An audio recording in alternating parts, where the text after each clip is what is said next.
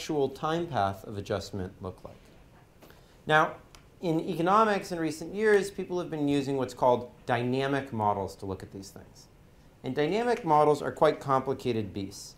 They have this whole thing in recursive structure and yada, yada, yada, which you guys will probably have the misfortune of learning about in your macro classes. But what I want to try to show you here is that you can do a lot of the reasoning that you get out of those dynamic models by just thinking about static models over different durations. So just thinking about this idea of the short run versus the long run, are the things durables, are they storables, etc. And this is what I call Marshallian dynamics. And I hope that what we do during the coming minutes will teach you to think about complicated dynamic issues using simple static models. Okay. Basically, the way I think about static models is that they're averages of a world that's dynamic.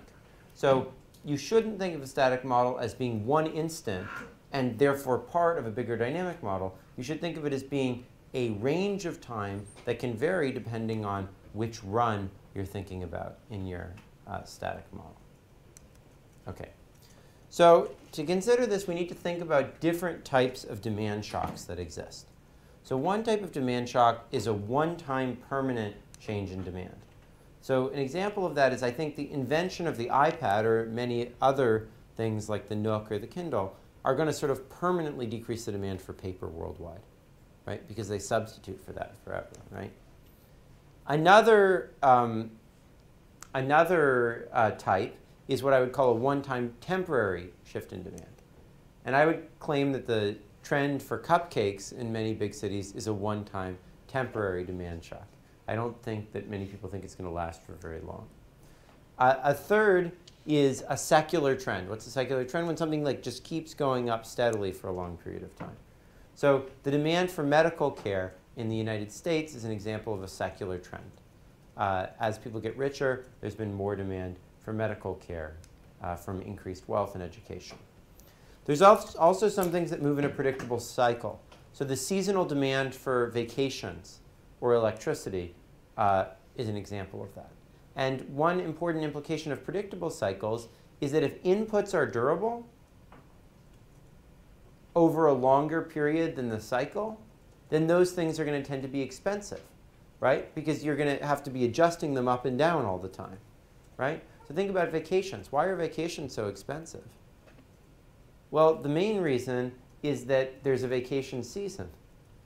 And they have to build this big hotel and then cover the costs of the hotel during only the times when people are coming, right? That's also true for a lot of energy production. Because energy production goes up and down over the day, but you have to cover the costs of the power plant for the peak period only during those times and not during the rest of the day. So the more ups and downs there are, if you have lots of durables, it's going to be expensive. On the other hand, if you have lots of storables, ups and downs are going to make things much cheaper than if you had to keep it constant over a long period of time. Okay. Things can also move in an unpredictable cycle. So the business cycle is pretty unpredictable, and one consumer product that moves a lot with the business cycle apparently is men's underwear. So there was a big report that during recessions, men tend to not buy their new underwear and to just keep wearing lots of old underwear. Things can also move erratically, which means in no particular predictable way. So demand for fashion items is often like that. For gold and diamonds is particularly like that. Sometimes during a recession they go up. Sometimes during a recession they go down. Sometimes, you know, it's just, it goes all over the place, but it does bump around a lot. It's something that we know. Okay. So notice that it's not only the duration of a shock that matters, but also the time since the shock has occurred.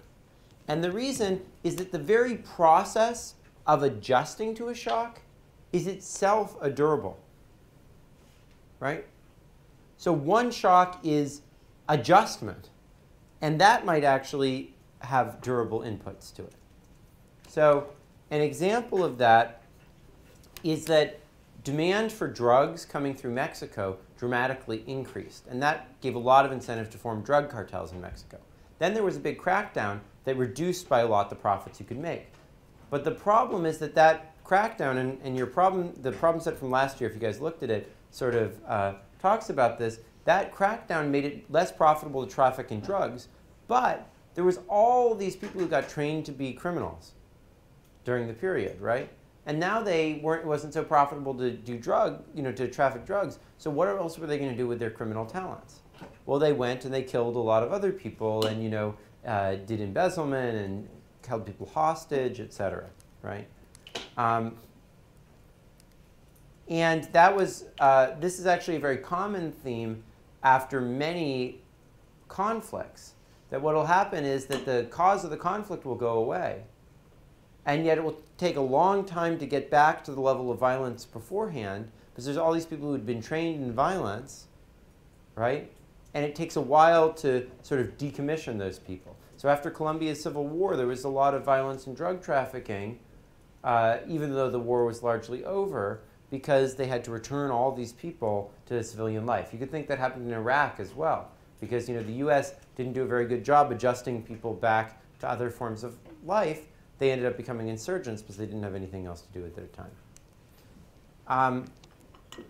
There can also be lags in getting to a post-shock equilibrium. So probably the largest relative demand for Google compared to other services was about 6 years ago, because now lots of competitors have come in. But Google is still expanding every day. Why is that? Well, probably because it took Google forever to actually get the infrastructure in place that would allow it to expand. They had to build a campus. They had to hire people architects to build that campus. They had to hire HR people to hire the architects. I mean, there's all sorts of infrastructure they had to put in place to catch up to the demand shock that they faced, right? Another thing that can happen is there can be lags in adjusting to and away from cyclicality. So as foreign imports have come in, it's become much less important in California to get seasonal migrant labor. And yet there's this whole system that's been set up for having migrant labor coming to California, and it can take whiles to adjust away from and to that. And so the cyclicality and the greater expense of things during the relative seasons could take a while to adjust, because getting rid of that migrant labor is going to take a long time. Okay, so one sort of interesting example of this is what happens with the demand for, or the supply of cattle. So this shows the total stock of cattle in the United States, and this is the breeding stock of cattle. And it's kind of amazing. It goes in these very regular, long cycles, right? Why is that? Well, think of what happens if there's an increase in the demand for cattle in 1 year. If you expect it to last for a very short period of time, you're just going to slaughter a bunch of cattle and sell them to the market, right? But imagine that you expect it to last for 5 or 6 years. Well, actually, what you might do, you might actually slaughter less cattle this year so that they can breed more. And so you can have more cattle to supply that demand, right? Or if you expect the demand to increase in the future, you would also do that, right?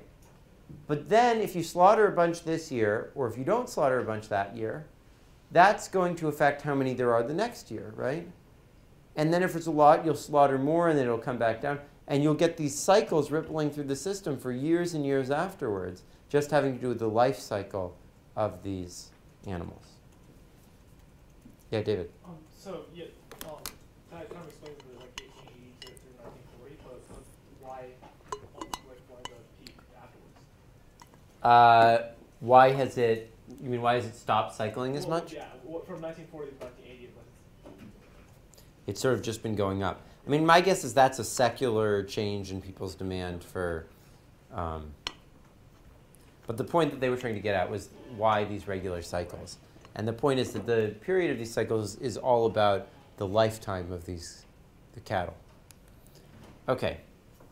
Now, so far, I've been focusing on durable inputs, right?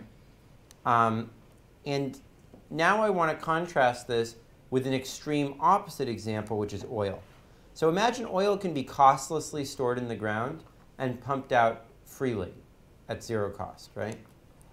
So then I want to claim that the price of oil at any future date has to be the interest rate between now and then times its price today. And Cheng-Yi, why is that the case? Well, I guess that's because if you can just store about cost, then the price you can get in the future would have to be equal to the price you sell now. Yeah. And the money and the interest plus the interest you can get. Yeah. With the money you get by selling the oil. And why is that?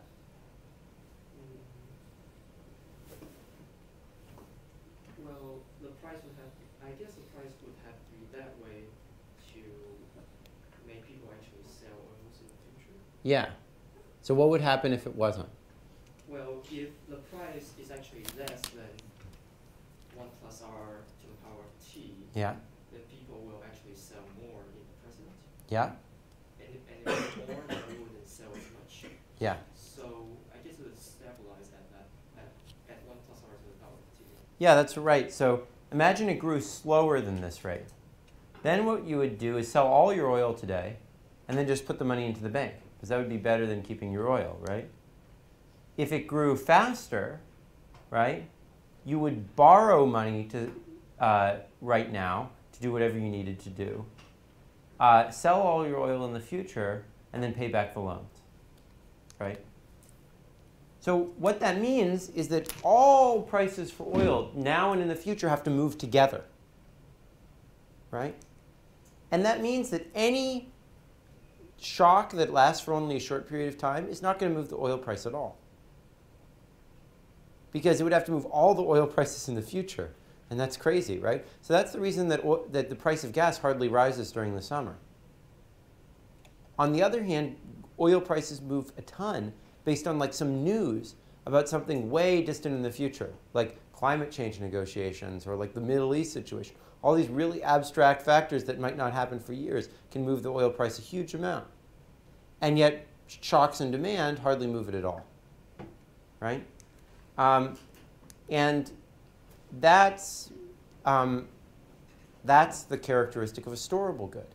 So if you go through everything that we've just done, and all these cycles and the lags and adjusting and so forth, and you think that things are instead storable, everything's going to go in the opposite direction, right?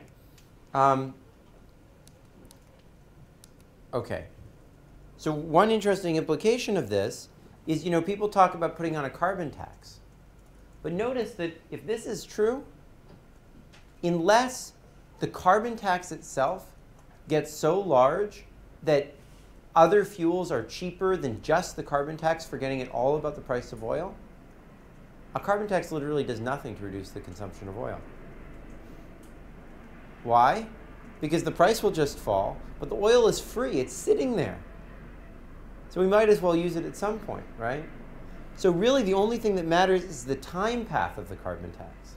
So if the carbon tax is expected to get increasingly high in the future, then actually that will lead to more consumption of oil today. So actually the expectations that we might pass Kyoto legislation is actually increasing the use of oil today. What you actually have to do to get people to use less oil today, so you have to say taxes are going to be really high today, but then they're going to actually get really low later. Kind of interesting, right? So oil and other exhaustible resources are